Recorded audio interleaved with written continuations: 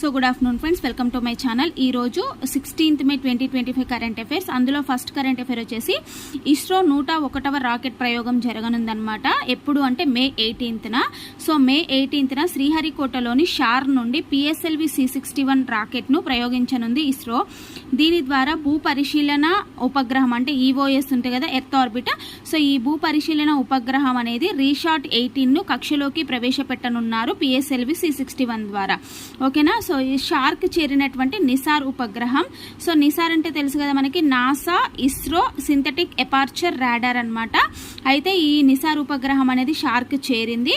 మరి ఇది ఎక్కడ తయారు చేశారంటే బెంగళూరులోని UR రావ్ శాటిలైట్ సెంటర్ నుండి నిసార్ ఉపగ్రహం అనేది శ్రీహరికోటలోని షార్క్ చేరింది.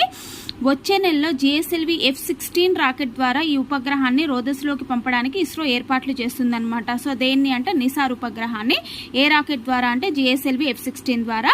మరి ఈ ఎక్కడి నుంచి తీసుకొచ్చారంటే బెంగళూరులో ఉన్నటువంటి UR రావ్ శాటిలైట్ సెంటర్ నుంచి ఈ ఉపగ్రహాన్ని తీసుకొచ్చారనమాట. సో నిసార్ను భారత్ USA ఇద్దరూ కలిసి సంయుక్తంగా అభివృద్ధి చేశాయి. ఇందులో భూకంపాలు, కొండ చర్యలు విరిగిపడటం తదితర విపత్తులకు సంబంధించినటువంటి డేటాను ఖచ్చితంగా అందించేందుకు మొదటిసారి డ్యూయల్ బ్యాండ్ రాడార్ను దీంట్లో అమర్చడం అనేది జరిగిందనమాట. సో సెకండ్ కరెంట్ అఫైర్ వచ్చేసి తీస్తా ప్రహార్. సో ఈ తీస్తా ప్రహార్ అనేది వెస్ట్ బెంగాల్లోని తీస్తా ఫీల్డ్ ఫైరింగ్ రేంజ్లో తీస్తా ప్రహార్ పేరుతో భారత సైన్యం భారీ ఎత్తున సైనిక విన్యాసాలను నిర్వహించిందనమాట. ఎక్కడ అంటే వెస్ట్ బెంగాల్లో అనమాట. ఓకేనా. సో దేనికోసం అని అంటే నదీ తీర ప్రాంతంలో ఒకవేళ యుద్ధం సంభవిస్తే ఆ యుద్ధాన్ని ఎలా ఎదుర్కోవాలి, శత్రు వ్యూహాలను ఎలా ధ్వంసం చేయాలి అన్న దానిపై కసరత్తు చేస్తుందన్నమాట. ఓకేనా. సో తీస్తా Prahar. Next third current affair వచ్చేసి ఏంటి అంటే May 16th కదా ఈరోజు ఇంపార్టెన్స్ వచ్చేసి నేషనల్ డెంగ్యూ డే అనమాట. సో డెంగీ దోమకాటు వల్ల సంభవిస్తుంది అనేది మనకు అందరికీ తెలుసు. ఇది వచ్చేసి అంటువ్యాధి అనమాట డెంగ్యూ అనేది. సో ఈ డెంగ్యూకి కారణం ఏంటి అంటే ప్లేవీ వైరస్ అనమాట. అంటే డెంగీకి కారణమైన వైరస్ పేరు ఏంటి అంటే ప్లేవీ వైరస్. ఇది ఆడ ఏడిస్ ఈజిప్టై దోమ దీనికి ప్రధాన అతిథేయ అనమాట. సో ఈ దోమ మనిషిలో కుట్టినప్పుడు వైరస్ శరీరంలోకి ప్రవేశిస్తుంది. ఈ వైరస్లో 4 రకాలనేవి కూడా ఉంటాయంట. అట్లాగే WHO గణాంకాల ప్రకారము 2024లో ప్రపంచవ్యాప్తంగా 76 లక్షల కంటే ఎక్కువ డెంగ్యూ కేసులు అనేవి నమోదయ్యాయన్నమాట. సో అందులో 16,000 మంది తీవ్ర అనారోగ్యానికి గురికాగా 3,000 కంటే ఎక్కువ మరణాలు కూడా సంభవించాయన్నమాట. అంటే WHO గణాంకాల ప్రకారం మనకి 2024లో ప్రపంచవ్యాప్తంగా 76 లక్షల కంటే ఎక్కువ కేసులు ఉన్నాయి.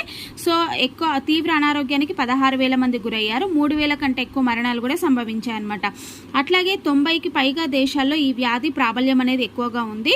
కేంద్ర ఆరోగ్య మంత్రిత్వ శాఖ గణాంకాల ప్రకారము 2024లో మన దేశంలో 2,33,519 కేసులు. ఇది వచ్చేసి ప్రపంచవ్యాప్తంగా. కానీ మన కేంద్ర ఆరోగ్య మంత్రిత్వ శాఖ గణాంకాల ప్రకారము 2024లో మన దేశంలో 2,33,519 కేసులు నమోదు కాగా 297 మంది మరణించడం జరిగింది. సో డెంగ్యూ వైరస్ అనేది ప్రధానంగా నిలిచి ఉన్న నీరు, అపరిశుభ్ర పరిసరాల్లో ఈ ఏడిస్ ఈజిప్ట్ దోమలు అనేవి త్వరగా దాంట్లో వృద్ధి చెందుతాయి అనమాట. అంటే పెరుగుతాయి అనమాట. సో నిలిచి ఉన్న నీటిలో, అపరిశుభ్రమైనటువంటి పరిసరాల్లో. అట్లాగే కేంద్ర ప్రభుత్వ ఆరోగ్య కుటుంబ మంత్రిత్వ శాఖ 2010 May 16న మొదటిసారిగా నేషనల్ డెంగ్యూ డేని నిర్వహించింది. అప్పటి నుంచి ప్రతి సంవత్సరం కూడా దీన్ని జరుపుతున్నారనమాట. ఓకేనా. అంటే మన ఇండియాలో 2010 May 16th మొదటిసారి ఈ డేని చేయడం జరిగింది. నెక్స్ట్ ఫోర్త్ కరెంట్ అఫైర్ వచ్చేసి ఏంటంటే ప్రాజెక్ట్ కైపర్. సో ఇది వచ్చేసి మనకేంటి అని అంటే ఎలన్ మస్క్ స్టార్లింక్ ఏర్పాటు చేశాడు కదా, దానికి పోటీగా అమెజాన్ వాళ్ళు ప్రాజెక్ట్ కైపర్ని తీసుకొస్తున్నారనమాట.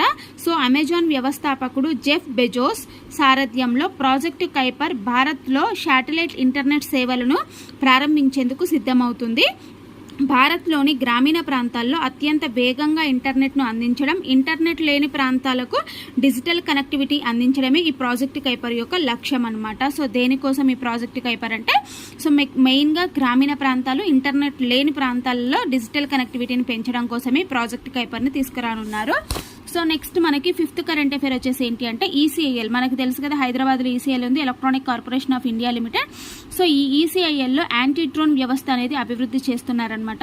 సో నిషేధిత ప్రాంతాల్లోకి డ్రోన్ల రాకను పసిగట్టి వాటిని కూల్చడం, తటస్థీకరించడం కోసం ఈసీఐఎల్ అంటే ECIL company integrated anti drone వ్యవస్థను వెహికల్ మౌంటెడ్ జామర్లను అభివృద్ధి చేస్తుందన్నమాట. ఓకేనా, అంటే నిషేధిత ప్రాంతాల్లో ఏమైనా డ్రోన్లు వస్తే వాటిని పసిగట్టి కూల్చడము మరియు వాటిని తటస్థీకరించడం కోసం ఈసీఐఎల్ అనేది దీన్ని అభివృద్ధి చేసింది. ఇంటిగ్రేటెడ్ యాంటీ డ్రోన్ వ్యవస్థని మరియు వెహికల్ మౌంటెడ్ జామర్లను అభివృద్ధి చేసిందనమాట. అలాగే ఈసీఐఎల్ స్మార్ట్ యాంటీ డ్రోన్ జామర్లను కూడా అభివృద్ధి చేసింది. 2023 సెప్టెంబర్లో మనకి ఢిల్లీలో జరిగింది కదా G20 సదస్సు. అప్పుడు 2023 సెప్టెంబర్లో జరిగినటువంటి G20 సదస్సులో వీటిని ఏర్పాటు చేయడం జరిగింది, స్మార్ట్ యాంటీ డ్రోన్ జామర్లను. అయితే ఆ డ్రోన్ యొక్క పరిధిని నిర్దేశించి, అంటే ఈ డ్రోన్కి ఇంత పరిధిని నిర్దేశిస్తారనమాట. ఆ పరిధిని నిర్దేశించి జియో ఫెన్సింగ్ వ్యవస్థను ఏర్పాటు చేసుకుంటే అలారం అనేది అప్రమత్తం చేస్తుంది. ఆ అలారం మోగినప్పుడు ఏం చేస్తారంటే తద్వారా డ్రోన్ యొక్క సిగ్నల్ ఇతర సాంకేతిక అంశాలను విశ్లేషించి ఇది పనిచేస్తుంది అనమాట. ఈ యాంటీ డ్రోన్ వ్యవస్థ అంటే ఈ జియో ఫెన్సింగ్ వ్యవస్థ ద్వారా మెయిన్గా ఇది వర్క్ చేస్తుంది. సో ఎప్పుడైతే అలారం మోగుతుందో అప్పుడు డ్రోన్ సిగ్నల్ అనేది ఇతర సాంకేతిక అంశాలను కూడా విశ్లేషించి కూడా ఇది పనిచేయడం అనేది జరుగుతుంది అనమాట. సో ఇవి ఈరోజు కరెంట్ అఫైర్స్. ఎలా అనిపించింది మీరు ఒక్క లైక్ కామెంట్ ద్వారా నాకు తెలియజేయండి. ఇంకా ఎవరైనా నా ఛానల్ సబ్స్క్రైబ్ చేసుకోకపోతే ప్లీజ్ నా ఛానల్ లైక్ చేయండి, షేర్ చేయండి, సబ్స్క్రైబ్ చేయండి. ఓకేనా. So thank you very much.